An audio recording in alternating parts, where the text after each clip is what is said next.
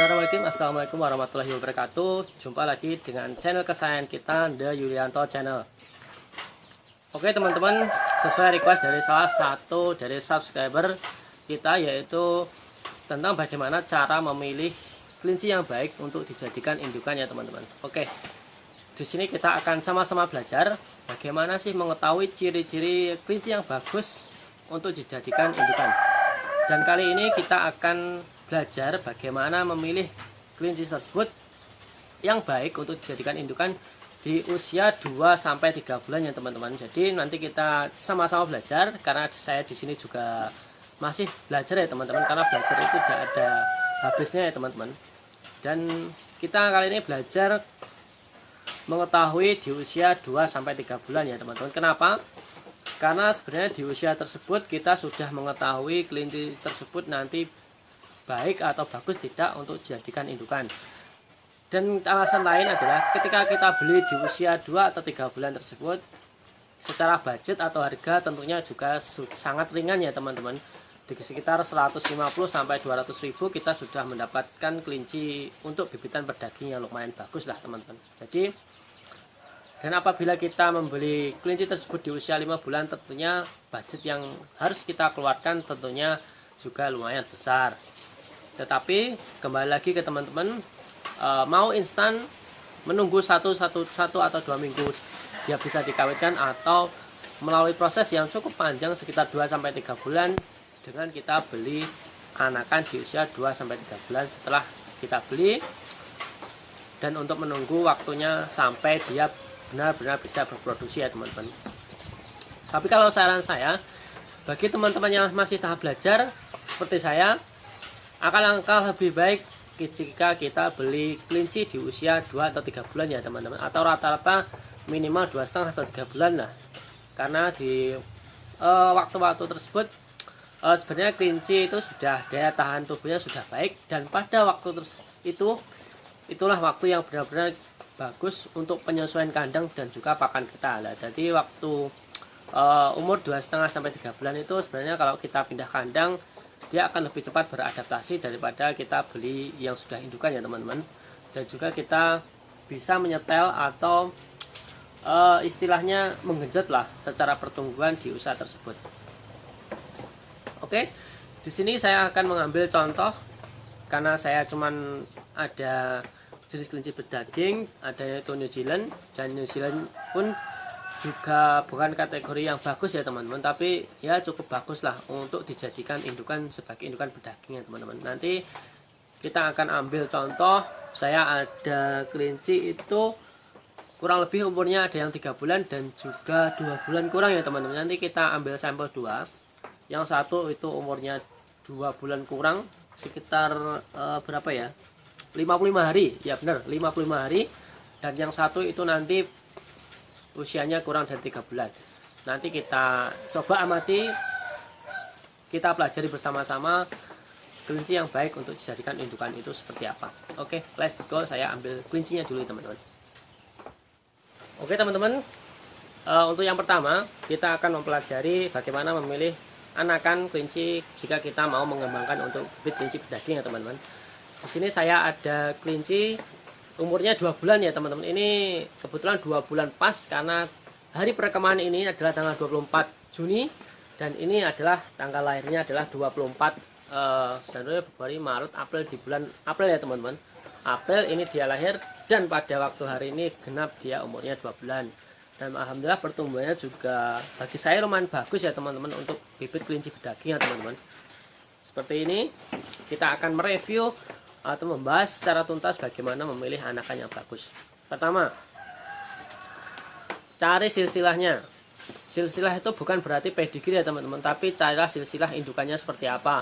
Misalkan jantannya itu beratnya berapa sih, misalkan 3,5 kg atau 4 kg. Terus betinanya atau indukannya itu berapa sih, 3,5 atau berapa kilo sih. Kalau saran saya untuk bibit kelinci berdaging, terutama kelinci New Zealand ya teman-teman, itu minimal untuk pejantannya itu beratnya 4 kilo lebih, atau minimal di angka 4 kilo lah teman-teman. Karena kita fokusnya di berdaging, di umur 3 bulan kita harus panen ya teman-teman. Ingat, harus panen di umur 3 bulan dengan berat minimal 2 kg. Kedua, indukannya.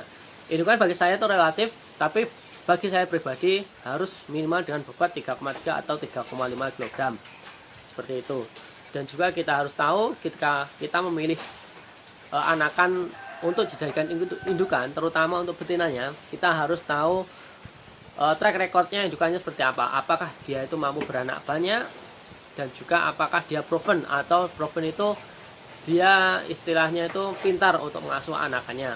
Dan perlu diingat, jika kita beli anakan misalkan dari indukan beranaknya 2 atau 3, itu belum menjadi jaminan pasti kelinci akan kita beli itu beranaknya juga sekian ya teman-teman. Jadi bisa jadi jika kita merawatnya dengan baik, anakannya pun juga akan banyak. Oke. Kedua, cari kelinci yang benar-benar sehat. Kelinci yang sehat dalam kasat mata bisa kita lihat dengan dia pola tingkah lakunya di kandang itu sangat aktif ya teman-teman. Jika kita perhatikan, jika dia lapar otomatis dia akan loncat ke sana atau loncat ke sini, dia tidak akan diam diri di pojokan kandang. Dan kedua, cari matanya yang bersinar. Jadi seperti ini. Di bagian mata di sini dia tidak pucat ya teman-teman. Kalau dia pucat itu tandanya dia sakit ya teman-teman. Jadi cari yang benar-benar aktif dan juga matanya juga bersinar. Dan selanjutnya cari fisik kelinci yang sempurna. Sempurna seperti apa sih? Dia tidak cacat ya teman-teman. Kemungkinan kelinci itu ada beberapa anakan yang cacat, misalkan kakinya itu yang depan dia membentuk angka V. Jadi di sini kaki yang depan dia tidak lurus seperti ini. Ya, seperti ini. Tapi dia biasanya bisa begini ya teman. Atau kalau yang lebih terkenalnya sih disebutnya kaki kura-kura, itu tidak, atau cenderung kurang bagus untuk untuk indukan, terutama untuk pejantannya, karena dia tidak, bila untuk kawin dia akan tidak susah untuk penetrasinya. Dan selanjutnya cari kelinci yang pertumbuhannya cepat. Misalkan di umurnya 2 bulan, saya rekomendasi bagi kalian cari bibitnya minimal dengan bobot 1 kg lebih ya teman-teman. Jadi di umur 2 bulan harus minimal 1 kg lebih, itu yang bagus untuk dijadikan indukan. Dan anak pun, tapi itu juga tidak menjadi patokan yang baku ya teman-teman. Tapi kalau saran saya itu cari di berat tersebut. Jadi saat 2 bulan dia mendekati angka 1 kg, minimal 9 on atau 8 on lah teman-teman. Karena kalau anakannya banyak itu lebih dari 7 dan dia hidup semua, paling rata-rata nyapih itu hanya beratnya sekitar 8 atau 9 onan. Dan itu nanti di usia 3 bulan kita masih bisa mampu menggenjot pakannya agar pertumbuhannya bisa cepat ya teman-teman. Oke, selanjutnya cari kelinci yang bulunya halus. Jadi seperti ini, bulunya dia harus tidak, istilahnya Jawa itu jebrek-jebrek ya teman-teman. Jadi dia tidak kasar. Karena kenapa kalau bulu kelinci itu kasar? Pertama, dia bisa identifikasi cacingan. Cacingan itu menyebabkan kelincinya kurus ya teman-teman. Tapi kalau kelincinya gemuk tapi dia bulunya kasar, itu mungkin dia sedang mengalami proses yang namanya molting atau ganti bulu tersebut. Oke. Dan selanjutnya paling gampang sih sebenarnya cari breeder yang recommended ya teman-teman. Jadi kalau di grup itu sudah banyak peternak-peternak yang recommended, nanti bisa beli di sana. Biasanya sih peternak-peternak yang recommended itu dia tidak sembarangan ya teman-teman untuk menjual kelincinya sebagai bibitan. Dan misalkan pun ada pun harganya rendah, biasanya dia akan jujur, oh kelinci tersebut bermasalah seperti ini, seperti itu. Tapi juga tidak menutup kemungkinan Anda beli ke tempat lain ataupun ke peternak-peternak kelinci pemula seperti saya. Tapi perhitunganlah tentang kesehatan kelinci tersebut. Jadi kalau Anda beli masih anakan 2 bulan atau 3 bulan, Anda harus memperhatikan ciri-ciri yang tadi. Dia harus sehat, bulunya dia tidak kasar, pertumbuhannya bagus, dan juga fisiknya sempurna atau tidak ada cacat di tubuhnya. Seperti itu ya teman-teman. Ya, kurang lebih seperti ini. Ini jenis kelaminnya jantan. Dan dia kalau jantan ada poin tersendiri ya teman-teman. Kakinya yang depan kalau menurut saya itu harus pendek dan juga kekar, karena nanti untuk penetrasi dia akan lebih gampang. Dan juga ingat testisnya itu kalau harus ada 2 ya teman-teman. Kadang ada cacat bawaan lahir itu cuma ada 1, sebenarnya itu tidak layak untuk bibitan, karena nanti kemungkinan akan mempengaruhi produksi si jantan tersebut. Tapi dalam beberapa kasus tidak masalah ya tersebut, karena kemarin ada teman saya itu di kandangnya pejantannya itu memang testisnya cuma ada 1, tetapi ketika dia untuk dipakai proses pengawinan nyatanya juga berhasil. Jadi itu tidak termasuk patokan yang baku ya teman-teman. Ini juga merupakan salah satu syarat kelinci yang bagus ya teman-teman. Seperti itu.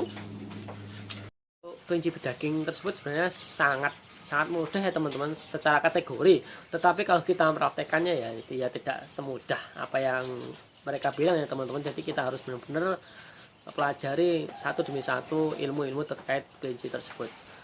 Oke, semoga video ini bermanfaat. Bagi yang kurang jelas nanti bisa kita komen di bawah ini. Jangan lupa tetap sehat, tetap semangat dalam beternak kelinci. Tetap sehat, tetap semangat agar kita bisa silaturahmi di channel ini. Dan jangan lupa bagi kalian yang belum subscribe, silahkan subscribe agar kalian tidak tertinggal informasi-informasi terbaru dari channel ini. Oke, demikian dari saya. Semoga ini bermanfaat. Assalamualaikum warahmatullahi wabarakatuh.